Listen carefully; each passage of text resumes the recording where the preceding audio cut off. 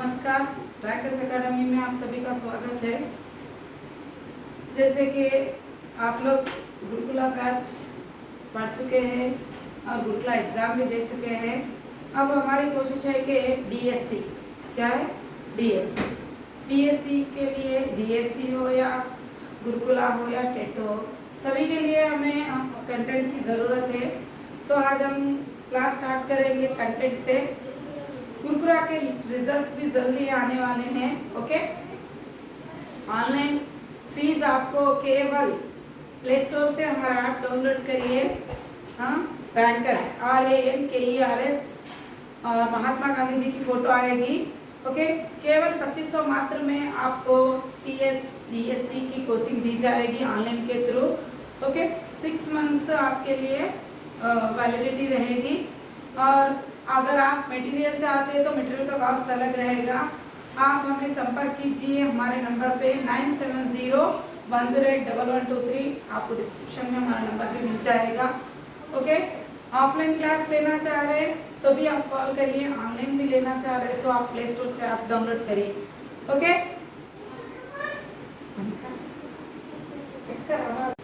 Okay, आज हम 8वीं कक्षा, कौन सी कक्षा में? 8वीं कक्षा द्वितीय भाषा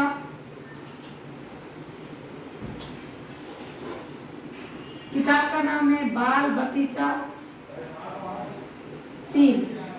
किताब का नाम क्या है? बाल बगीचा 3। ओके, आप लोग YouTube में देखिए, मेरे क्लासेस है। 8वीं कक्षा का इंडेक्स है। पहले 8वीं कक्षा का इंडेक्स देखिए, फिर उसके बाद मेरी ये क्लास देखिए। किताब का नाम क्या है अम्मा? बाल बगीचा 3। ओके, पहला पार्ट क्या है? हम होंगे कामयाब। पार्ट का नाम क्या है? बोलिए, हम होंगे कामयाब। विधा क्या है अम्मा? गीत। गीत है, कविता नहीं है, गीत है। इसके मूल कवि है चार्ल्स अल्बर्ट टिनली। कई बार परीक्षाओं में पूछा गया है। ओके, तो ध्यान दीजिए, मूल कवि कौन है? Charles Albert Tinley. और अनुवादक कौन है? हिंदी में अनुवाद करने वाले गिरिजा कुमार माथुर। कौन है अम्मा? गिरिजा कुमार माथुर। परसों भी आया है, TGT क्वेश्चन है ये। अब हम किसके बारे में? चार्ल्स अल्बर्ट टिनली के बारे में जानेंगे। चार्ल्स अल्बर्ट टिनली का जीवन काल है 1851 से 1933। क्या है? बोलिए, चार्ल्स अल्बर्ट टिनली का जीवन काल 1851 टू 1933। इनकी रचनाएं क्या है? New songs of paradise. क्या है अम्मा? न्यू सॉन्ग्स ऑफ पैराडाइज, अंग्रेजी के रचनाकार है ये। उनकी कविता है हम होंगे कामयाब। उसको हिंदी में, हम होंगे कामयाब को हिंदी में अनुवाद करने वाले गिरिजा कुमार माथुर। गिरिजा कुमार माथुर हम होंगे कामयाब के अनुवादक है। उनका जन्म 22 अगस्त 1919। कब अम्मा? 22 अगस्त 1919 में मध्य प्रदेश के अशोकनगर नामक गांव में हुआ। कहाँ पर हुआ? मध्य प्रदेश के अशोकनगर नामक गांव में हुआ। और उनकी मृत्यु 10 जनवरी। 10 जनवरी की विशेषता क्या है बताइए? 10 जनवरी अंतर्राष्ट्रीय हिंदी दिवस है। क्या है अम्मा? अंतर्राष्ट्रीय हिंदी दिवस है। 10 जनवरी 1994 में दिल्ली में हुई। इनकी मृत्यु कहाँ पर हुई? दिल्ली में। जन्म कहाँ पर हुआ? मध्य प्रदेश के अशोकनगर में। अब बताइए, इनका जीवन काल है 1919 से 1994। किसका जीवन काल है ये? गिरिजा कुमार माथुर का जीवन काल है। ओके, इनके पिता का नाम है देवीचरण माथुर। गिरिजा कुमार के पिता का नाम क्या है? देवीचरण माथुर। माता का नाम क्या है? लक्ष्मी देवी। ओके, इनके पिता एक शिक्षक थे, एक संगीतकार थे। ओके, तो उन्होंने घर पर ही माथुर जी को शिक्षा दी है।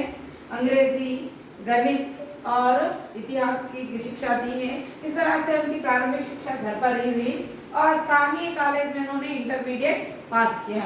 उसके बाद विक्टोरिया कॉलेज ग्वालियर में 1938 में BA पास की।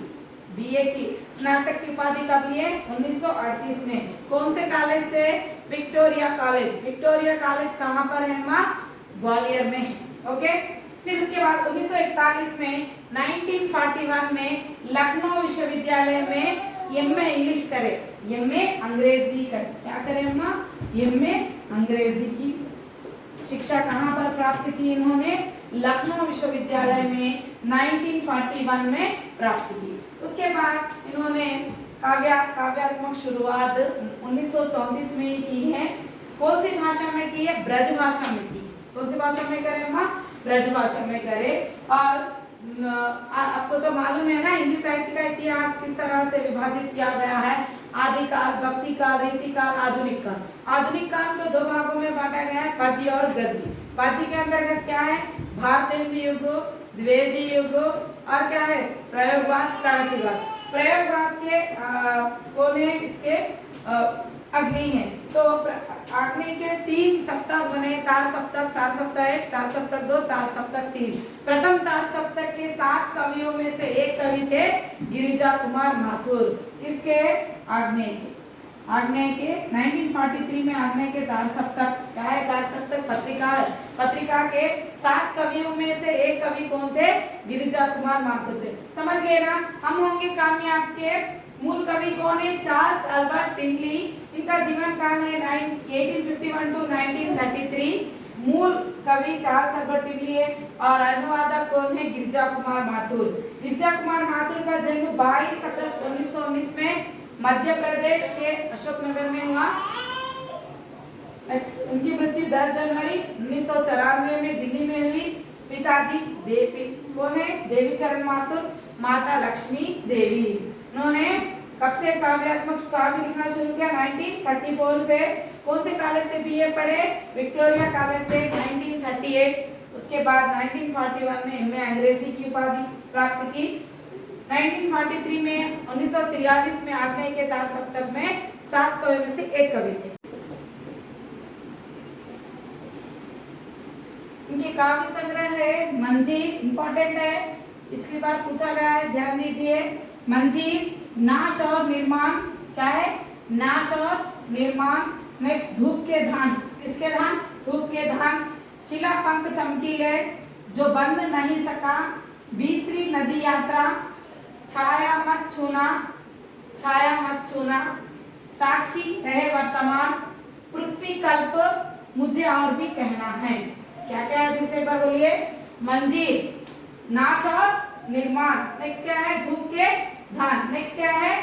शिला पंख चमकीले। नेक्स्ट जो बंद नहीं सका, भीतरी यात्रा, छाया मत छूना, साक्षी रहे वर्तमान, पृथ्वी कल्प, मुझे और भी कहना है। इनके समस्त साहित्य को एक ही किताब बनाए, एक टाइटल बनाए जिसका नाम है मुझे और भी कहना है। समस्त साहित्य से परिचित होने के लिए एक शीर्षक लगा है मुझे और भी कहना है। एक किताब पढ़े तो उनके पूरे साहित्य, उनकी रचनाएं सभी इसके अंतर्गत मिलती है। गिरिजा कुमार माथुर जी के समस्त साहित्य से परिचय होने के लिए हम यह पढ़ेंगे। क्या पढ़ेंगे? मंजीर, नाश और निर्माण, धूप के धान, मुझे और भी कहना है। क्या है? धूप, मुझे और भी कहना है। ओके।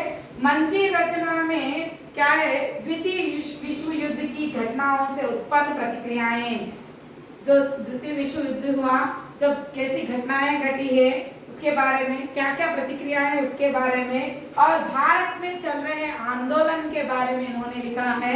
कौन सी रचना में? मंजीर। इंपॉर्टेंट पॉइंट है, याद रख लीजिए, क्योंकि डीएससी पेपर में साहित्य जितना गुरुकुला का पेपर है उतना आसान नहीं रहेगा, इसलिए हर पॉइंट पर हमें ध्यान देना ही है। ओके। मंजीर रचना में क्या है? द्वितीय विश्व युद्ध से उत्पन्न प्रतिक्रियाएं और भारत में चल रहे आंदोलन के बारे में लिखा है। यह है इनकी रचनाएं। और चलते हैं पुरस्कार की ओर। पुरस्कार में मैं वक्त के हूँ सामने, मैं वक्त के हूँ सामने रचना पर इन्हें 1992 में साहित्य अकादमी पुरस्कार मिला। कौन सा पुरस्कार मिला? साहित्य अकादमी पुरस्कार मिला। 1993 में बिरला फाउंडेशन के द्वारा कौन सा पुरस्कार मिला? व्यास पुरस्कार, व्यास सम्मान मिला।